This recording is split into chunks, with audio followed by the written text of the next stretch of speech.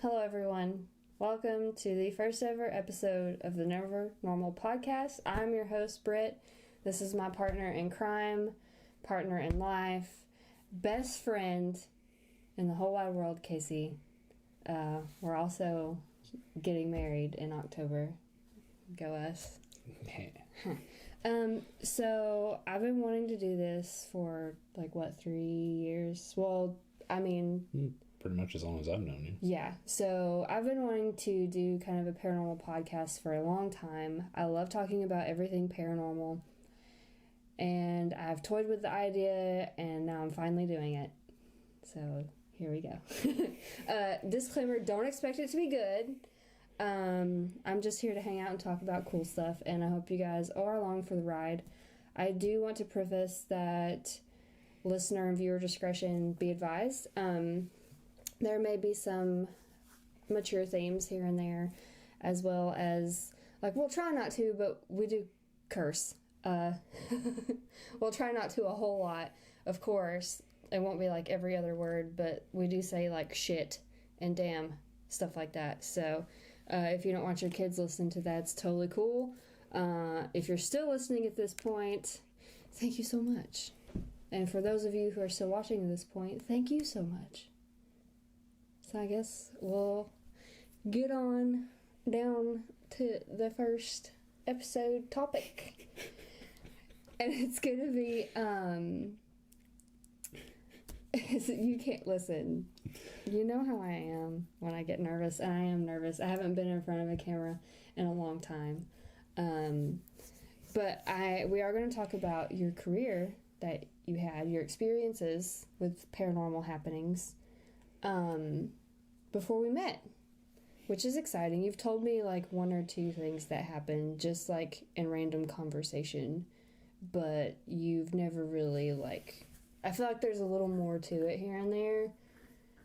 And so I wanted to kind of dive into it because I think it's super interesting, and I think that it's a good first topic because I know you so well, and so it's a comfortable thing sharing that kind of stuff. So what are we talking about? What did you do before we met? Well, before we met, I worked in law enforcement, third shift, so got the fun spookiness of the night in your classic jail settings where there's a lot of disdain in the air. Oh, yes. The late night hours of, I hate it here and it's spooky here. Yeah. At the same time. Not exactly everyone is really happy. I mean, I would assume that no one would really be happy to be there, but I'm sure there are a few, You'd be surprised. Flowers in the field that... Oh, yeah. That's kind of you think of Andy Griffith. You think of Andy Griffith, I forget his name, but the alcoholic guy that would go there to sleep all the time and stuff. Yeah, we had... And he was happy to be there. Yeah, those are frequent flyers. Oh. After you get enough, stamps on your card, you get a free night stay. It's pretty great. Is that how it... Yeah, pretty much. So you worked with inmates and things like that. We've talked before about some of the things that you've seen happen, which, we won't go into because some of it's pretty graphic. But as far as paranormal things that you've experienced, what was the first experience that you had paranormal-wise when you were an officer? Ooh, the first one. That is a good one. I'll have to apologize if I go into 1,000-yard stare. Also not sponsored. Right. The only thing sponsoring this right now is my bank account.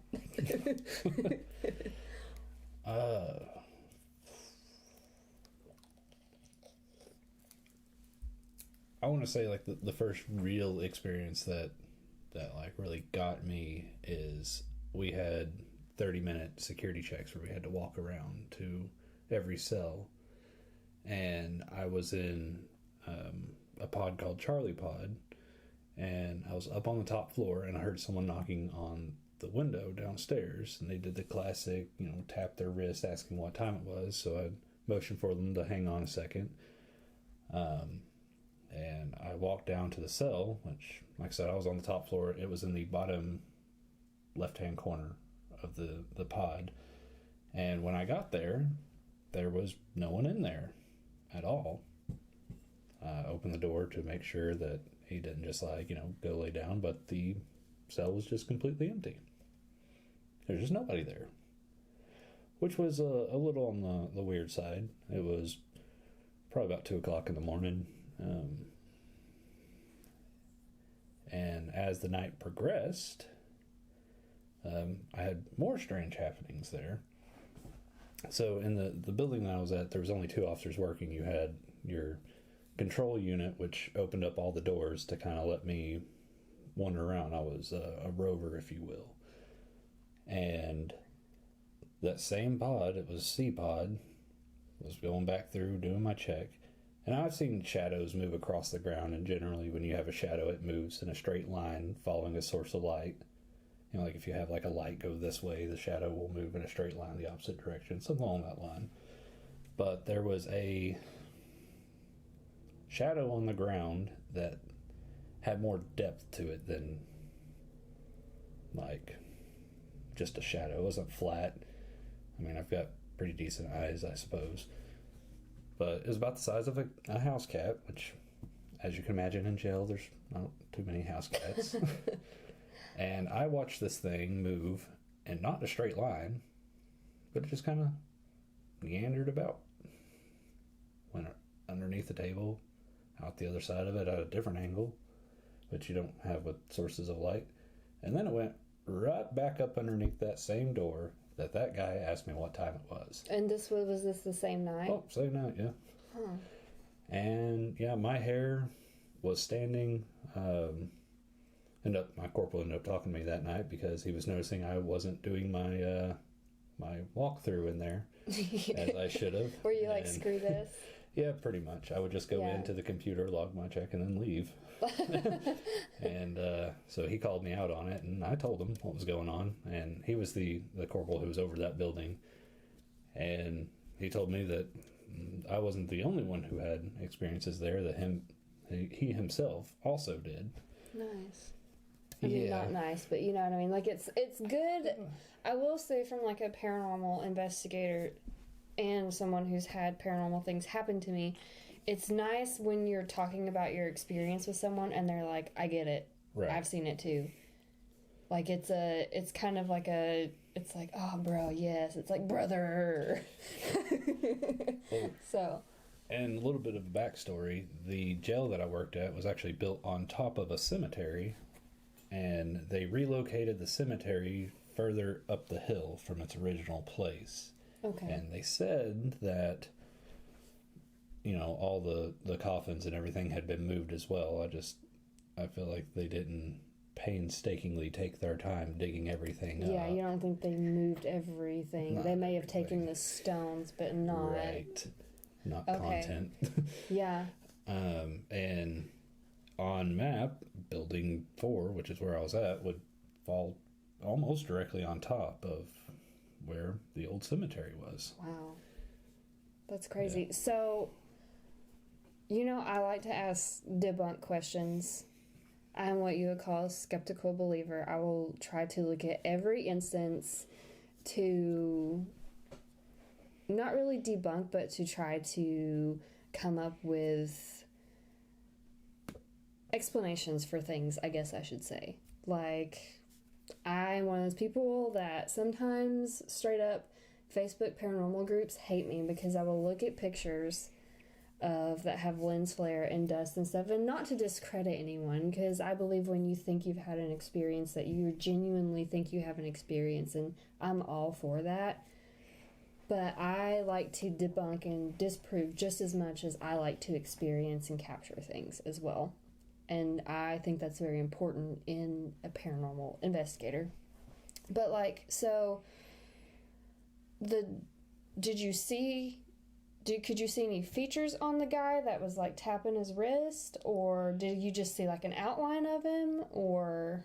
I mean, he was shirtless, but I could only see where the jail cell doors are. It's not like your classic like bars and slides and all that. No, we had solid walls with doors that had a window that you could see in.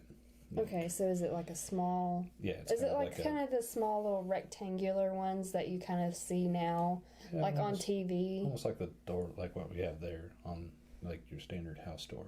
Yeah. Like that little small square right there. Mm-hmm. Probably about that tall and about that wide. Wow. And he was standing there and he was shirtless. But, I mean, it was dark in his cell because the lights were off. Mm-hmm. And they didn't have control over their lights. You know, we did from the desk. Yeah. And I was up on the top floor in the very back corner, and he was all the way down there. So as far as like facial features, it was like you immediately thought person. Oh yeah, like it was solid enough to where you were like, just looked like a guy standing there. That's it. Yeah. Yeah. That's wild. It was. And then the shadow too. I mean, I've experienced shadows and like shadow entities before, and it's interesting because it's darker than a shadow. Yeah. It's like a shadow, but it's like a weird... It's got a weird deepness to it. Yeah. Substance, if that makes sense. But it's hard to explain. You got to imagine, I'm in a box, essentially. It's the housing unit is shaped, it's a square, so it's a box. Mm-hmm. And there's no outside light coming in. All the light that is in there is from the computer monitor, and they have like these... basically like a night light, if you will. It's like a secondary bulb inside the main lights that Mm-hmm. kicks on. Yeah. Enough that you can see to walk, but not, fall down some stairs. Yeah, it's not like you have all these other contamination sources for something like that, right? So you have the light that comes, because each cell also has that secondary light source, so that, when we're looking in there, we can see them. Mm-hmm. Now, some inmates like to cover the lights up, of course, Yeah. They like it as dark in there as possible. And then some of the cells have outside windows, but it's still block walls with solid doors keeping most of the light from coming in. Yeah. To the actual day room where I was. Huh. That's cool. Do you think that it was the same thing, or do you think... I honestly don't have an opinion as to whether or not it was the same thing. Yeah. I just know that was the first instance I ever actually felt the hair stand on the back of my neck. Yeah. And it wasn't about that. That's crazy. That's so cool, though. Our outside light just came on. Ooh. It's the cat shadow. Is it raccoon, cat, or ghost? Who knows? In that same building, I was working the unit desk, which controls all the doors, as I mentioned previously. Mm-hmm. And I heard what can only be described as a ghost elevator. Now keep in mind, I'm the only one in that building. Right. I'm the one who lets people in and out, and the corporal was going to get lunch. Right. Whatever you call it at 2 o'clock in the morning. Right. Actually, at this time, it was probably about 3:30.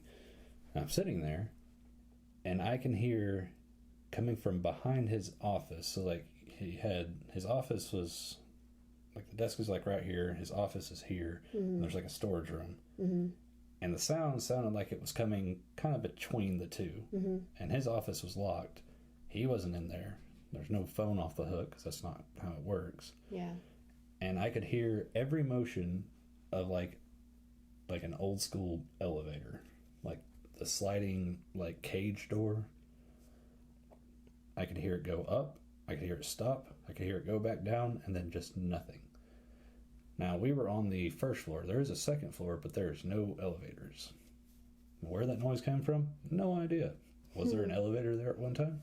I don't know. Who knows? Exactly. Yeah. Was this at the same place? Yeah, this is still building 4 where I was at. Oh, so Yeah. all of that activity was kind of happening right there. Pretty much within the same week, too. Huh. That's wild. That's super wild. See, I didn't know that one. Yeah, we just called it the ghost elevator. You would hear it every now and then. And there was no machinery or anything outside that could cause that? No, because just on the other side of building 4 was nothing. And then, because you had building 4 here, you went down, building 6 came off of it. Okay. And then... Was it kind of like a grid pattern, sort of? Kind of. It's like if you just had a square here, a gap, and then a square here. Okay, yeah. To kind of give distance. That way inmates can't be doing their fancy hand symbols. Oh my god. That's so crazy. But that's cool that it was happening, that it was in the same area. Yeah, that one just kind of would go when it wanted to. Yeah, and did other officers experience that too, or just like you? Oh yeah, Corporal was the one who told me about the ghost elevator to begin with, because I told him what I was hearing, and he was just like, "Oh, the ghost elevator?" He was like, "Yeah, it happens sometimes." Well, I guess like whenever you're, and it's kind of the same thing with our house, because we do have activity in our house, but when you're around it so much, it's just kind of like, I mean, yeah, dude, that's the ghost elevator in the back, and people are like, "What? How are you not?" We just live with it. Like it's one of those. It's Now you could hear like footsteps and stuff, but that could be written off as like somebody walking, because there was a hallway directly overhead, but none of the rooms that were up there, most of them were storage, so nobody, especially that late at night, would be up there. Yeah. And there's no machinery up there, so. Yeah. But it was like it's a 2-story building, so Yeah. like the base floor would be like where all the inmates are housed, and then you have like the admin area on the top side. Yeah. And that's where like lawyers and stuff would go in, and like you would have like the boxes that they would sit in and talk to their clients. Clients? Yes. In this case. Yeah. Footsteps are always really hard though. Yeah. Because even whenever like I've done locations and different stuff, footsteps are always so tricky because yeah, our cats are like wreaking havoc outside. I have But footsteps. literally galloping through our house. But it's always really hard with footsteps. And that's why most of the time, unless like, for instance, if I had REM pods sat out to make them go off as the footsteps went and stuff, it's really hard to, for me personally, count that as hardcore evidence unless I know without a doubt.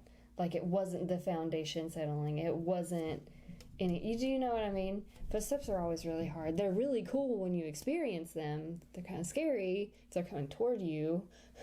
But it's really cool to experience them. Yeah. And I think it'd be kind of cool to experience them in a building like that as well. Yeah, it's certainly a lively place. Even when the inmates are asleep. Oh my god. I'm sure it is. Well, I guess now we'll do the break. We'll do a break. We're going to go yell at the cats real quick and tell them to chill out because it's like a party out there right now. They won't listen. So, we'll be right back. All right, well, if you're still here, thank you so much. You have one more paranormal experience and then one more... Well, theoretically 2 more paranormal experiences. And then... Okay, yeah, so you've got just a couple more stories, and then you're going to tell kind of like some of the paranormal fun that you had there. So, yeah. Chapter 2, let's go. So, in the same past place of which I worked, in a different building, not building 4 this time, I was down in building 1, which is a much larger building. I was working the unit desk there, so I was the one controlling all the doors, and I had my computer monitors with all my cameras and everything in front of me. And in that building, we had 2 officers working the housing units. And for entertainment purposes, sometimes they would double up and just basically one would hit like the downstairs, one would hit the upstairs, and they would just work through all 4 housing units.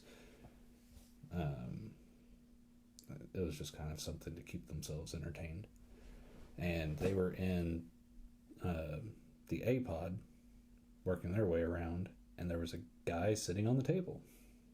And I, of course, thought that was pretty odd, because I would follow my officers around on camera, keep eyes on them, make sure, they are not in harm's way. And there's a guy sitting on the table. So I asked them over the radio if they were just going to let that guy keep sitting there. And I got a response from them of, "What guy?" And they were standing on the camera, the guy's sitting here, and they're both standing maybe 5-6 feet away, and I was like sitting on the table right next to the pillar, and I watched them walk up to that table, and whatever was on that table went straight up, just like it went through the ceiling. Wow. And neither one of them ever saw it. And it's in those moments when you feel kind of crazy and you're like, Yeah, that was fun for the rest of the night, trying to explain and what I saw to them. Were you able to like play it back? Did you ever try to play it back, or no? Because just from like the officer standpoint, like only people with brass were able to actually go in and review. Yeah, okay. For, I guess security purposes, if anything were to happen, you can't just have any Joe down the road be able to get into go camera in there footage and pull stuff up. Yeah. Now, did it look like a person, like straight up like a shape and stuff? Kind of just looked like somebody wearing white, and like full shape of a person, but just white. Wow. And which they all have specific uniform colors in there, and the camera in the day room at night has like its night vision mode is in black and white, so I can't see like specific colors anyway. Yeah. But it was like a kind of like a brighter outfit, which we had, different uniforms, like one that was bright green, we had reds, orange, which on night vision would they have could shown show up looking white. Yeah. And so they didn't see nothing. They didn't even hear anything. It was just nothing in there. No.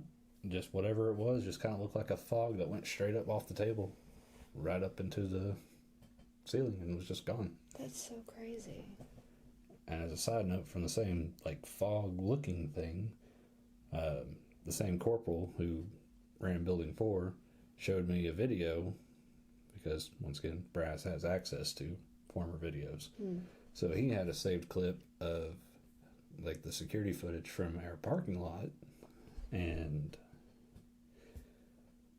there's more or less, it looks like a fog that just like raises up off the pavement, flies directly toward the camera, and then up past it, which in the middle of the night doesn't look like a bird to me.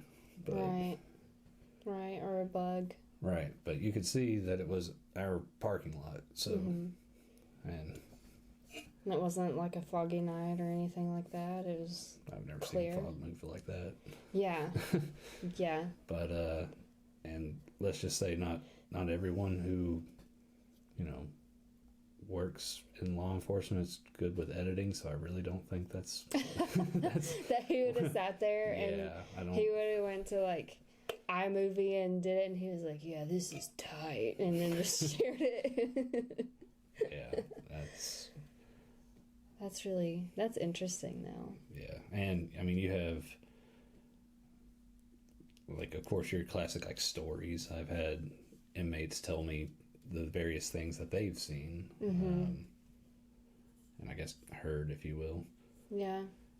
Well, I mean, when you think about it though, like places like that, people go through extreme emotions, and it can be some of the hardest times of someone's life. So if you think about it, I mean, why wouldn't there be activity at a place like that? Yeah. No matter, I mean, and it's no matter how well or poor people are treated there, not saying anything about that place, but like you've got people that are really in their lowest low, and so you might get that residual or intelligent. In their highest high. Oh, I mean, we do live in Tennessee, so we do, we've seen our fair share, but, like it would make sense for residual or even intelligent energy to manifest in places like that. That's why I really want to go and explore that one place that I was talking about earlier that has tours, and I want to take you and one of our friends with us, because you were both officers, and I think that would be a really interesting paranormal investigation to see how that... Ooh, I know he has stories from his time. Yeah, we're going to get him in here. We will have guests. This is just the first season, and I will probably do like 2 or 3 guests a season, and then other times it will be him and I, or sometimes it may even be just me, just depending on what's going on and what's going down. But yeah, we're gonna get him in here at some point. And whenever we do the paranormal investigation, you guys are gonna come along with us. I've already talked to the owner about being on the podcast, so that would be really awesome as well. Back to footsteps, though. I was just thinking, at the second place that I worked at, another law enforcement agency, I was in building 5 there. Everybody just does number buildings. I was in building 5 there, and they have like steel staircases. Kind of sounds like if you were on like a battleship and somebody was like running up a staircase. So I had the unit desk is in the middle of the housing unit, and you had the staircase that would come up just to the left of you here, and circle around to the top walk, and there'd be another staircase coming down. And there'd be like a walkway in between the two. So it's a pretty predominant noise when you're the only one out and everybody's asleep. Right. And I could hear somebody full on running up the stairs right above my head. And in this place, there's not an upstairs for anybody to be at, like above where I am. It's just there. So that was pretty loud. And of course, I've heard various stories from inmates in that building as well. Yeah. So that's crazy. That's really cool. And I'm glad, like, I always wanted us to, like, talk about your experiences and stuff just because I know that you won't bullshit. You know what I mean? Because I love talking to people about paranormal stuff and everything. And, oh no, you would take that Dr. Pepper's deadly. But like I genuinely love listening to people's paranormal stories and everything. So thank you for sitting down and talking. We've never like talked to each other like this, so this is weird for us anyways. We're a job interview. Yeah, literally. But there is one kind of fun, lighthearted thing. Oh, yeah, that I want to talk about because you have told me this, and I find it humorous because if I worked there, I would do the same thing. One of my favorite mischievous things that I would like to do is based on the actual experiences that I had while working in the jail, telling ghost stories to new officers because that was fun, especially when I'm working the unit desk and they're the ones having to go into the housing unit. Right. And of course, there's all kinds of mischievous little things you can do when you control doors and intercom systems and stuff like that. It's a lot of power. A lot. And a lot of great responsibility that comes with that power. All right, Uncle Ben. So... well, So, a different corporal taught me this little trick because it was played on me. And what he would do is, if you were inside a unit, you could log into the unit, and then you could open up a cell, and it wouldn't alert the unit controlled officer. So you could open up a cell, hit the intercom call button, it would go to the computer that's inside the housing unit, and you could just log out and just never answer it. And after 5 minutes, the main computer takes over that station, so you can be 5 minutes down the road, well away from the area of which you have done this. Right. And an intercom call would come into the unit control desk. So it would be like a phantom call. Yes, the ghost cell is what we called it. That's awesome. So I would get the new guy to work the unit control desk, knowing that, and I would go in, and I would, like, we have like a housing roster that we go through every night, and I would make sure that it's a cell that is out of order, more or less, like toilets broken, bad welds on the bed, safety. Like there's no reason stuff for anyone to be in there. Right. There was just nobody in there, period. So right. Nobody would be even assigned to that cell. So I would go in, I would key the door, open it up, I would hit the intercom button, and I would be well back to the unit control desk, sipping my cup of coffee when I would get an intercom. Your phantom call. Yeah, I would get an intercom call. I would, even though it's me, of course, I would hit the button, be like, what's the nature of your emergency? And there'd just be no answer, of course. I would repeat it and repeat it, and then put on a little bit of a show, and I would get the new guy to go check on said inmate to make sure that he was okay.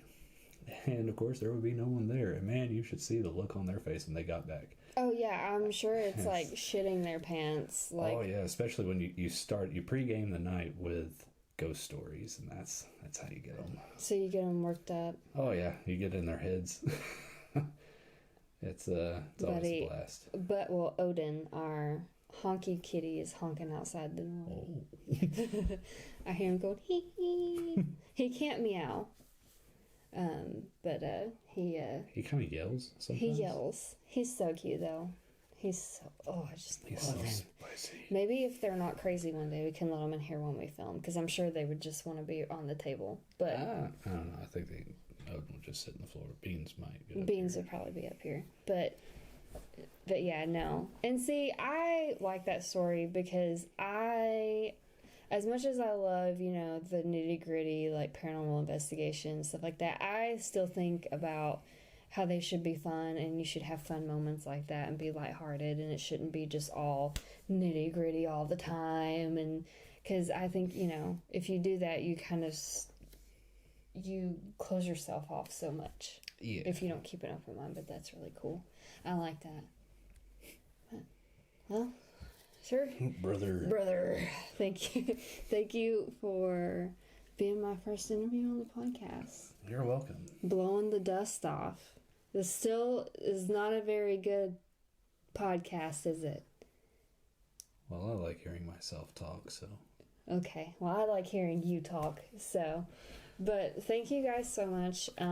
Subscribe, leave some comments and some suggestions for paranormal phenomena that you would like for me to look into and research. We're going to be talking about everything on this podcast, from aliens, Bigfoot, conspiracy theories. Aliens with big feet. Maybe so. Ghosts, paranormal entities, experiences. Our goal is to also do location podcasts, investigations, summaries of our investigations. Like I have this whole thing mapped out because I've been mapping it out for 3 years and some change maybe. So thank you guys so much for everything, and thank you to my friends and family, and to you for pushing me to do this. Thank you so much.